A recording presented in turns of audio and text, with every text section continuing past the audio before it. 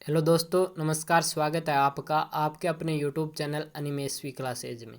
तो दोस्तों, आज हम बात करने वाले हैं साइकोलॉजी टेस्ट सीरीज नंबर 13 और इसमें 15 महत्वपूर्ण क्वेश्चन हैं जो बहुत इंपॉर्टेंट है। वीडियो को अंत तक ज़रूर देखना और ये भी कमेंट बॉक्स में बताना कि आपके कितने सही हुए। और आपको अंत में 2 प्रश्न भी पूछे जाएंगे, उसके जवाब भी देना। और आपको अंत में आज हम बात करने वाले हैं जो रीट की से संबंधित मीटिंग हुई है उसमें क्या निर्णय लिया गया है। तो आइए चलते हैं बिना देरी किए कि शुभ काम में देरी कैसी। तो आइए चलते। पहला क्वेश्चन है, वर्तमान में शिक्षा मनोविज्ञान का अध्ययन विषय है। पेडागोजी का महत्वपूर्ण क्वेश्चन है ये। तो ऑप्शन आपके सामने है, चेतना, मस्तिष्क, शैक्षिक व्यवहार, मानव व्यवहार। तो वर्तमान में शिक्षा मनोविज्ञान का अध्ययन विषय है जो शैक्षिक व्यवहार है, ऑप्शन होगा सी। और शिक्षा मनोविज्ञान को विज्ञान और कला दोनों में शामिल माना जाता है। और बात कर लें कि शिक्षा मनोविज्ञान के जनक कौन माने जाते हैं, तो शिक्षा मनोविज्ञान के जनक हैं जो थार्नडाइक माने जाते हैं और इनका पूरा नाम है एडवर्ड ली थार्नडाइक। चलते हैं अगले क्वेश्चन की ओर। अगला क्वेश्चन है, समाजीकरण की प्रक्रिया में अनुकरण को उपयोगी तथा विकासात्मक बनाने के लिए आवश्यक तत्व है। दोस्तों ध्यान रखना, इसमें आवश्यक तत्व कौन सा है। ऑप्शन है परिवार एवं पड़ोस, गांव एवं शहर, देश एवं राजनीति, परिवार एवं संचार साधन। इसमें से महत्वपूर्ण ऑप्शन है उसको आपको टिक करना है। तो इसका आंसर सही होगा ऑप्शन ए, परिवार एवं पड़ोस। तो समाजीकरण की प्रक्रिया में सबसे महत्वपूर्ण भूमिका निभाते हैं, तो पहले निभाता है परिवार। परिवार में सबसे पहले एक बालक का समाजीकरण होता है, फिर पड़ोस। तो महत्वपूर्ण तत्व होगा ऑप्शन ए, परिवार एवं पड़ोस। अगला क्वेश्चन है विकास, बाल विकास से संबंधित क्वेश्चन है, तो ध्यान से देखिएगा। निम्न में से वृद्धि एवं विकास के बारे में कौन सा कथन सत्य है। वृद्धि एवं विकास दोनों के बारे में जो कथन सत्य होगा उसको आपको चुनना है। ऑप्शन है, वृद्धि मनोवैज्ञानिक है और विकास भौतिक। वृद्धि भौतिक है जबकि विकास मनोवैज्ञानिक है। वृद्धि तथा विकास दोनों मनोवैज्ञानिक हैं, वृद्धि तथा विकास दोनों भौतिक हैं। बहुत ही इम्पोर्टेंट क्वेश्चन है और ये तुलनात्मक प्रश्न है जो आजकल एग्जाम में पूछे जाते हैं। तो ध्यान से देखिएगा और आज के बाद ये क्वेश्चन है जो आपका सही होना चाहिए।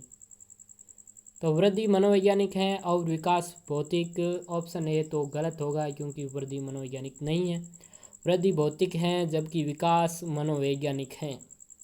वृद्धि तथा विकास दोनों मनोवैज्ञानिक हैं, तो ये भी गलत होगा। वृद्धि तथा विकास दोनों भौतिक है, ये भी गलत होगा। तो आपका ऑप्शन बी राइट होगा कि वृद्धि भौतिक हैं जबकि विकास हैं जो मनोवैज्ञानिक हैं। अगला क्वेश्चन है कि स्विंगात्मक शक्ति का सर्वाधिक प्रभाव किस अवस्था में होता है। किशोरावस्था, प्रौढ़ावस्था, बाल्यावस्था, उपरोक्त सभी। तो दोस्तों स्विंगात्मक शक्ति का सर्वाधिक प्रभाव पूछा है। वैसे स्विंगात्मक शक्ति का प्रभाव तो सभी अवस्था में होता है, पर सर्वाधिक अवस्था, तो इसका ऑप्शन सही होगा ए, किशोरावस्था, क्योंकि किशोरावस्था तनाव एवं तूफान की अवस्था है, स्टैनले हॉल ने कहा था। तो बात कर लेते हैं हम किशोरावस्था के बारे में। तो किशोरावस्था का आयु काल है 12 से 21 वर्ष तक, जिसमें प्रारंभिक किशोरावस्था होती है 13 से 17 वर्ष तक, और इसे हैं जो टीन एज और एज ऑफ प्यूबर्टी भी कहा जाता है। और उत्तर किशोरावस्था होती है 17 से 21 वर्ष तक। तो ध्यान रखना दोस्तों, सामान्य से क्वेश्चन है, पूछ भी सकते हैं क्योंकि नॉर्मल क्वेश्चन है। अगला क्वेश्चन है, निम्नलिखित में से कोहलबर्ग के नैतिक विकास के सिद्धांत की अवस्था नहीं है। इंपॉर्टेंट क्वेश्चन है। ऑप्शन आपके सामने है, परंपरागत स्तर, पूर्व नैतिक स्तर, क्रियात्मक स्तर, आत्म अंगीकृत नैतिक मूल्य स्तर। दोस्तों यह क्वेश्चन आप तब ही सही कर पाएंगे जब आप कोहलबर्ग के नैतिक विकास के सिद्धांत को ध्यान से पढ़ाएं, और आज के बाद जो 3 अवस्था हैं उसको तो आप भूलना ही मत। तो इसका ऑप्शन सही होगा सी, क्रियात्मक स्तर हैं जो कोहलबर्ग के नैतिक विकास के सिद्धांत की अवस्था नहीं है। और कोहलबर्ग के नैतिक विकास के सिद्धांत की अवस्था है परंपरागत स्तर, पूर्व नैतिक स्तर, आत्म अंगीकृत नैतिक मूल्य स्तर। और बात कर लेते हैं कोहलबर्ग के बारे में। तो कोहलबर्ग ने नैतिक विकास की सामाजिक ठेका निर्धारण अवस्था प्रस्तुत की थी। तो प्रश्न पूछा भी जा सकता है और इम्पोर्टेंट क्वेश्चन है कि सामाजिक ठेका निर्धारण की अवस्था किसने प्रस्तुत की, तो कोहलबर्ग ने। दोस्तों चलते हैं अगले क्वेश्चन की ओर। बालक में शारीरिक परिवर्तन जिसे बहुत अधिक प्रभावित करता है, रुचियाँ, कार्य, व्यवहार, इन सभी को। तो दोस्तों बालक में शारीरिक परिवर्तन होता है तब सबसे अधिक या जिसे बहुत अधिक प्रभावित करता है, ऑप्शन आपके सामने और इनमें से आपको चुनना है। तो दोस्तों बालक में जब शारीरिक परिवर्तन होता है तो रुचियाँ भी प्रभावित होती हैं, कार्य भी प्रभावित होता है, उसका व्यवहार में भी परिवर्तन आता है, यानी कि प्रभावित होता है। तो इसका सही आंसर होगा डी, इन सभी को हैं जो प्रभावित होते हैं। दोस्तों आप अगर Anvesh V classes YouTube channel पर नए हैं तो चैनल को सब्सक्राइब कर लें, पास ही बेल आइकन को भी प्रेस कर लें ताकि आपको अगली टेस्ट सीरीज की नोटिफिकेशन है जो मिल सके। सीखना विकास की प्रक्रिया है, यह कथन किसका है? वुडवर्थ, योकम, सिम्पसन और डॉक्टर मैके। तो सीखना विकास की प्रक्रिया है, ये कथन है दोस्तों वुडवर्थ का, क्योंकि एग्ज़ाम में एक कथन तो लगभग पूछ ही लिया जाता है। तो आपको कथनों से संबंधित मैं हर टेस्ट सीरीज में एक कथन से संबंधित क्वेश्चन डालता हूँ, तो उनको ध्यान से देखा करो। ये कथन है सीखना विकास की प्रक्रिया है, यह कथन दिया था वुडवर्थ ने। और वुडवर्थ का एक इम्पोर्टेंट कथन भी है, वो भी मैं आपको बता देता हूँ। और ये मनोविज्ञान से संबंधित कथन वुडवर्थ ने दिया था कि मनोविज्ञान ने सर्वप्रथम अपनी आत्मा खोई, फिर मन को त्यागा, तत्पश्चात चेतना खोई और अब व्यवहार को अपनाए हुए हैं। तो ये बहुत इंपॉर्टेंट कथन है, याद रखना। अगला क्वेश्चन है, धीमी गति से सीखने वाले बालकों के अध्यापन के लिए अधिक उपयोगी सिद्धांत है। जो बालक धीमी गति से सीखते हैं उसके लिए अध्यापक हैं जो कक्षा में जाकर क्या करेंगे। यह आपके लिए भी इम्पोर्टेंट है कि आपको कौन सा सिद्धांत कक्षा में जब आपकी ज्वाइनिंग होगी, नोट लगोगे, तो कौन सा सिद्धांत आपको उपयोग में लेना है। तो ऑप्शन आपके सामने है, थार्नडाइक का सिद्धांत, हल का सिद्धांत, कोहलर का सिद्धांत, बांडुरा का सिद्धांत। तो धीमी गति से सीखने वाले बालकों के अध्यापन के लिए अधिक उपयोगी सिद्धांत है जो ऑप्शन है थार्नडाइक का सिद्धांत। तो दोस्तों नाम क्या है थार्नडाइक के सिद्धांत का? प्रयास एवं भूल का सिद्धांत, प्रयत्न एवं त्रुटि का सिद्धांत, उद्दीपन अनुक्रिया सिद्धांत, अधिगम का बंध सिद्धांत। यानी कि एक सिद्धांत के अनेक नाम हैं, तो नाम भी याद जरूर रखना, ये 4-5 नाम है।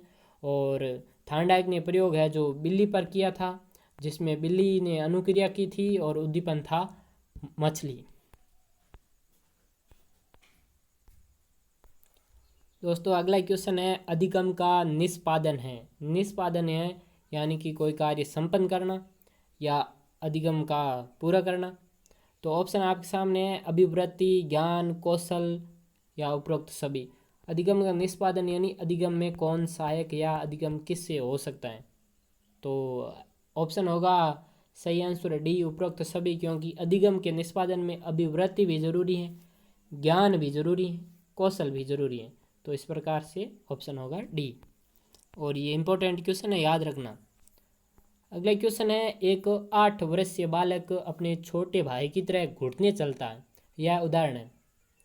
तो एक 8 वर्ष का बालक है जो अपने भाई की नकल करता है। तो ऑप्शन है प्रतिगमन, युक्तिकरण, दमन, क्षतिपूर्ति। तो इसका सही आंसर होगा ऑप्शन ए, प्रतिगमन। प्रतिगमन का अर्थ है बच्चे जैसा व्यवहार करना। दोस्तों बात कर लेते हैं प्रतिगमन के बारे में। तो प्रतिगम है जो एक चेतन प्रक्रिया है जिसमें मस्तिष्क द्वारा बालक या व्यक्ति के कुसमायोजन को दूर करने के लिए बालक जैसे व्यवहार करने के लिए प्रेरित किया जाता है। अगला क्वेश्चन है, स्पीयरमैन का बुद्धि संबंधी सिद्धांत है। एक तत्व सिद्धांत, द्वितत्व सिद्धांत, त्रिआयामी सिद्धांत, बहुतत्व सिद्धांत। तो दोस्तों ये बुद्धि से संबंधित क्वेश्चन है। तो स्पीयरमैन ने कौन सा सिद्धांत दिया था? तो ऑप्शन होगा बी, द्वितत्व सिद्धांत है जो स्पीयरमैन ने दिया था। वर्ष 1904 में है जो स्पीयरमैन ने द्वितत्व सिद्धांत दिया। और द्वितत्व थे 2 तत्व, सामान्य तत्व और विशिष्ट तत्व। सामान्य तत्व को जी तत्व कहते हैं और विशिष्ट तत्व को एस तत्व कहते हैं। सामान्य तत्व में दोस्तों आते हैं विचार, तर्क, चिंतन और स्मृति। और विशिष्ट तत्व वे हैं जो कलाकार हो या विशिष्ट योग्यता हो, जैसे गीतकार, चित्रकार, संगीतकार, खिलाड़ी। और विशिष्ट तत्व और सामान्य तत्व में अंतर यह है कि सामान्य तत्व है जो स्थानांतरित होते हैं, जबकि विशिष्ट तत्व है जो स्थानांतरित नहीं होते हैं। अगला क्वेश्चन है, क्वेश्चन बहुत बड़ा है, बड़ा तो वैसे नहीं है, देख के डर नहीं जाना है, एनसीएफ 2005 से संबंधित है। निम्न में से कौन सा राष्ट्रीय पाठ्यचर्या 2005 ढांचे में मार्गदर्शक सिद्धांत नहीं है? स्कूल से बाहर जीवन को ज्ञान से जोड़ना। तो दोस्तों स्कूल से बाहर ज्ञान को जोड़ना पड़ेगा, इसे बालक का सर्वांगीण विकास होता है, तो ये तो ऑप्शन सही है। परीक्षा को अधिक लचीला और कक्षा जीवन में एकीकृत करना, ये भी ऑप्शन सही है, क्योंकि परीक्षा को लचील बनाना जरूरी है। अधिगम को रटना विधि द्वारा सुविधाजनक बनाना, ये गलत है। एनसीएफ 2005 है जो करके सीखने पर बल देता है, रटत विधि को मान्यता नहीं प्रदान करता है। और अगला ऑप्शन है, पाठ्य पुस्तक केंद्रित रहने के बजाय बच्चों के समग्र विकास के लिए समृद्ध पाठ्यचर्या प्रदान करना, ये भी सही है। तो ऑप्शन आपका सी है जो गलत होगा। अगला क्वेश्चन है, प्राथमिक आवश्यकताओं को ... आवश्यकताओं से भी जाना जाता है, दैहिक, मनोदैहिक, सामाजिक, मनोसामाजिक। तो प्राथमिक आवश्यकताओं को है जो दैहिक आवश्यकताओं से भी जाना जाता है, दैहिक यानी शारीरिक या भौतिक। तो कौन आवश्यकता सिद्धांत है जो अभिप्रेरणा का अब्राहम मास्लो ने दिया था, वो बहुत इंपॉर्टेंट है। वैसे ल्योबा का भी आवश्यकता सिद्धांत है। तो मास्लो ने यह आवश्यकता सिद्धांत दिया था 1904 में, और इनकी एक पुस्तक है, बहुत ही महत्वपूर्ण है, पुस्तक का नाम है थ्योरी ऑफ ह्यूमन मोटिवेशन। तो दोस्तों बात कर लेते हैं दैहिक आवश्यकता, प्राथमिक आवश्यकता कौन कौन सी होती हैं। तो प्राथमिक या भौतिक आवश्यकताएं भूख, प्यास, नींद और काम वासना। अगला क्वेश्चन है कि एक अध्यापक ने विद्यार्थियों का टीएटी परीक्षण किया ताकि उनमें निम्न पहचान की जा सके। तो टीएटी की फुल फॉर्म होती है थेमेटिक एप्रिसिएशन टेस्ट, और इसका हिंदी में भी नाम आपको बता देता हूँ, प्रसंगात्मक बोध परीक्षण। तो ये किससे संबंधित है, पहचान करेगी? उपलब्धि, अभिज्ञता, वक्तृत्व, अभिवृत्ति। तो दोस्तों टीएटी परीक्षण है जो वक्तृत्व की पहचान करती हैं, और यह इसके जनक है टीएटी परीक्षण के मॉर्गन एवं मुर्रे, और यह 13 वर्ष से ऊपर के बाल को हेतु प्रयुक्त करते हैं। अगला क्वेश्चन है और आज का लास्ट क्वेश्चन है, और आगे हम 2 क्वेश्चन आपसे पूछेंगे। योजना विधि में छात्रों को वातावरण मिलता है सहयोग का, बंधन का, स्वतंत्रता का, स्वच्छंदता का। तो दोस्तों योजना विधि में हैं जो छात्रों को वातावरण विशेषकर सहयोग का मिलता है, क्योंकि उसमें ज़्यादा बंधन नहीं होता है, ज़्यादा स्वतंत्रता भी नहीं दी जाती है और स्वच्छंदता भी नहीं होती है। सहयोग है जो योजना विधि में छात्रों को मिलता है। आज के प्रश्न आपके लिए यानी कि वे प्रश्न भी आपके लिए थे, पर आज के प्रश्न आपके लिए यानी आपको आंसर देना है। और ये 2 क्वेश्चन हैं। कितने माह में शिशु के दांत आने प्रारंभ हो जाते हैं? तो दोस्तों शिशु के दांत ये याद रखना, ऑप्शन है 4 माह, 6 माह, 7 वर्ष, 8 वर्ष तक। तो शिशु के दांत के आधार पर आपको आंसर देना है। और अगला क्वेश्चन है, यदि किसी बालक की बुद्धि लब्धि 108 है तो वह बालक है साधारण, विशिष्ट, सामान्य या असामान्य? इसका आंसर भी आपको कमेंट बॉक्स में ज़रूर देना है और इसकी व्याख्या भी करनी है। और आज का ट्वीट है जो रीट से संबंधित मीटिंग हुई है, उसको मैं आपको बता देता हूँ। रीट शिक्षक भर्ती 2020 को लेकर खबर, 70-30 का वेटेज होता है रीट परीक्षा में। शिक्षा मंत्री गोविंद सिंह डोटासरा जी ने ली बड़ी जानकारी, कहा 30% वाले वेटेज पर एक बार फिर से किया जाएगा मंथन, जल्दी अधिकारियों द्वारा सौंपी जाएगी रिपोर्ट, उसके बाद सरकार के निर्णय के बाद लिया जाएगा फैसला। यानी कि दोस्तों जो पर्चे में होता है, जो चर्चा में होता है उसको पर्चा ज़रूर मिलता है। तो रीट है जो फिलहाल चर्चा में है, तो जल्द ही निर्णय लिया जाएगा और जल्द ही भर्ती आएगी। तो अपनी तैयारी को जारी रखें। धन्यवाद। जय हिंद, जय भारत। मिलते हैं अगली टेस्ट सीरीज नंबर 14 में। तब तक के लिए अपना ख्याल रखना।